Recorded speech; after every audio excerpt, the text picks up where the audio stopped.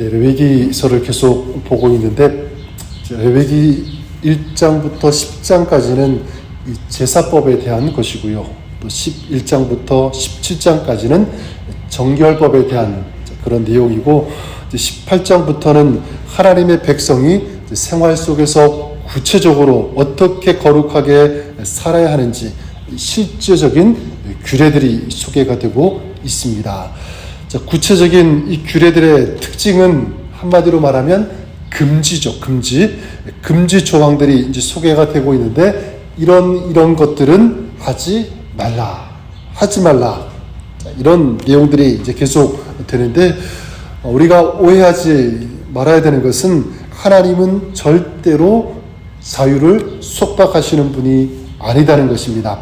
하나님은 우리에게 자유를 허락하시고 그 자유를 누릴 수 있도록 하신 분인 줄 믿습니다. 우리 처음 사람 아담과 하와를 보시면 하나님은 에덴 동산에서 모든 것을 할 수 있는 자유를 주셨습니다. 단 이 선악을 알게 하는 이 나무의 열매만은 먹지 말라 이렇게 말씀하셨습니다. 자, 그런데 사단은 먹지 말라고 한 것을 계속 부각하고 강조하며 거기에 온통 관심을 갖게 했고요. 아담과 하와는 그 유혹에 결국 넘어가 버리고 말았습니다. 사실 아담과 하와는 이 금지한 한 가지 외에 하나님께서 허락하신 이 수많은 것을 다 자유롭게 누릴 수 있었습니다. 자, 그러면 모든 것을 할 수 있도록 또 누릴 수 있도록 하신 하나님께서 왜 금지 조항을 만드신 것일까요? 자, 그것은 하나님의 형상대로 지음을 받은 사람은 하나님의 형상대로 지음을 받은 자로서 합당한 삶을 살아야 하기 때문에 그렇습니다. 하나님의 형상을 왜곡하고 또 추하게 하고 파괴하는 것을 금하라라는 것이겠죠. 자, 그러니까 이 말씀에는 하나님의 이 사랑이 담겨 있다고 볼 수 있습니다. 마치 부모가 사랑하는 자녀를 위해서 이런 것은 하면 안 된다라고 가르치듯이 말이죠. 자, 그래서 오늘 말씀에는 두 가지를 이제 금하고 있는데 하나는 세상의 풍속을 따르지 말라. 이 계명을 먼저 주시고 또 구체적으로 성적으로 근친상간을 금하는 그런 내용이 이제 담겨져 있는데 저는 성적으로 이 금하는 것에 대해서는 좀 내일 다루었으면 좋을 것 같고요. 오늘은 먼저 이 세상의 풍속을 따르지 말라. 이것을 가지고 좀 나누었으면 좋겠습니다.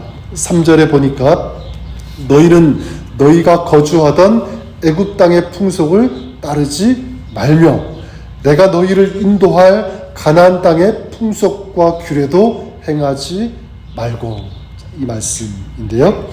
풍속, 이 마아스라는 히브리어인데 이 생활 방식 또 생활 패턴 등을 총칭하는 이 단어입니다. 자, 여기에 보니까 두 가지의 풍속을 따르지 말라 이렇게 말씀하고 있는데 먼저는 애굽 땅의 풍속입니다. 출애굽 이전 이스라엘의 백성들을 지배했던 그런 풍속이죠. 애굽 땅의 풍속은 출애굽하여서 가나안 땅으로 가고 있는 이스라엘의 입장에서 본다면 현재가 아니라 과거의 풍속이겠죠. 이미 지나간 그런 시간입니다. 자, 그럼에도 불구하고 하나님께서는 그들에게 애굽의 풍속을 따르지 말라 이렇게 말씀하십니다. 이유가 무엇일까요? 비록 출애굽하여서 몸은 애굽을 벗어났지만 여전히 이 애굽의 삶의 방식과 이 삶의 패턴, 이 습성들이 이스라엘의 백성의 마음에 몸에 여전히 남아있기 때문에 그렇습니다. 애굽은 매우 악하고 타락한 그런 땅입니다. 자, 이스라엘은 오랫동안 그 땅에서 살았기 때문에 애굽의 이 악한 풍속의 영향을 받았습니다. 자, 그렇기 때문에 지금도 이스라엘은 비록 애굽을 떠났지만 그 마음과 그 삶에 여전히 이 죄악된 애굽이 남아 있었다는 것입니다. 실제로 이 이스라엘이 가나안으로 가는 이 광야에서 어려운 일을 만날 때마다 이들이 어떻게 반응했습니까? 애굽을 그리워했죠. 그리고 애굽으로 다시 돌아가겠다, 막 이런 생각을 가졌습니다. 홍해를 만났을 때도 그랬고, 마실 물이 없을 때 수시로 그들은 그런 행동을 보였습니다. 애굽의 이 풍속을 따르지 말라. 자, 이것은 단지 이스라엘 백성들뿐만 아니라 오늘을 살아가고 있는 저와 여러분, 우리들에게도 적용이 될 수 있다고 생각합니다. 여러분, 우리도 예수 믿기 이전에 행하던 삶의 습성들, 그리고 이 죄의 습관들이 우리에게 남아 있을 수 있다는 것입니다. 거듭나기 이전에 행하던 이 불신앙적인 이 세상의 풍조가 여전히 우리 안에 남아 있다는 거죠. 여러분, 아직까지도 내가 예수 믿었는데, 구원받았는데, 하나님의 백성이 되었는데 여전히 나를 붙들고 있는 이 과거의 습관들, 그리고 죄의 습성이 있다면 무엇이 있습니까?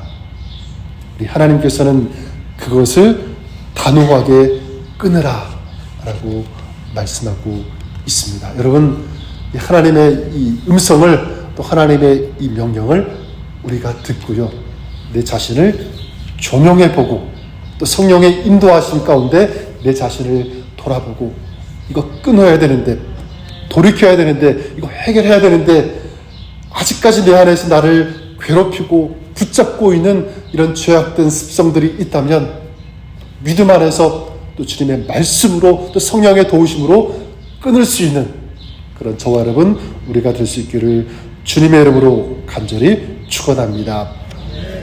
둘째, 이 따라야 하지 말아야 할 풍속은 가나안의 풍속입니다. 내가 너희를 인도할 가나안 땅의 풍속과 규례도 행하지 말고, 이렇게 말씀하고 있죠. 애굽의 이 풍속이 과거라면 이 가나안은 이제 미래입니다. 이스라엘이 앞으로 들어갈 그런 땅이라고 할 수 있죠. 자, 그러니까 가나안 땅의 풍속은 이스라엘이 앞으로 마주하게 될 미래의 풍속을 의미합니다. 가나안 땅의 풍속을 따르지 말고 행하지 말라. 우리도 그래야 되겠죠. 구원받은 하나님의 백성이요, 또 자녀로서 우리는 세상을 따라야 하지 말아야 되는 줄 믿습니다. 비록 우리가 세상 속에 살고 있지만, 또 앞으로 우리가 하늘나라에 가기 전까지 이 땅에 발을 딛고 살지만, 우리는 이 땅의 것을 추구하지 말아야 한다. 이 땅이 우리의 삶의 목적이 되어서는 안 된다.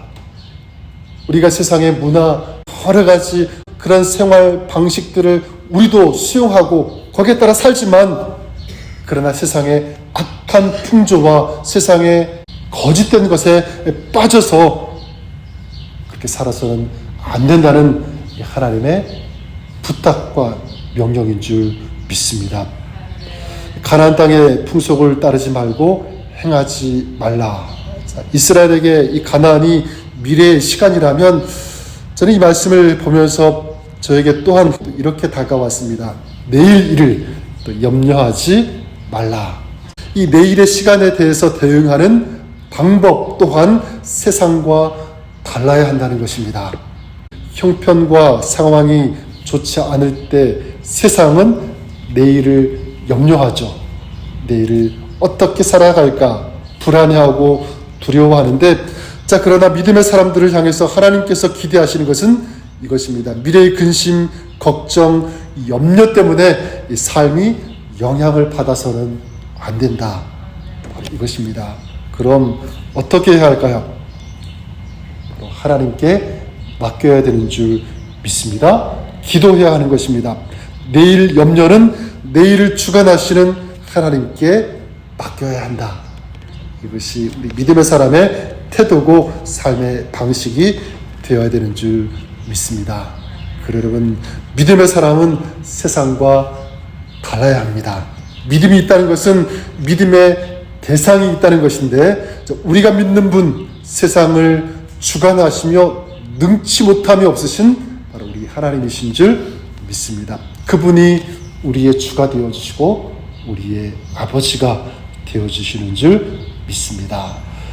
오늘 말씀, 너희가 거주하던 애굽 땅의 풍속을 따르지 말며 내가 너희를 인도할 가나안 땅의 풍속과 규례도 행하지 말고.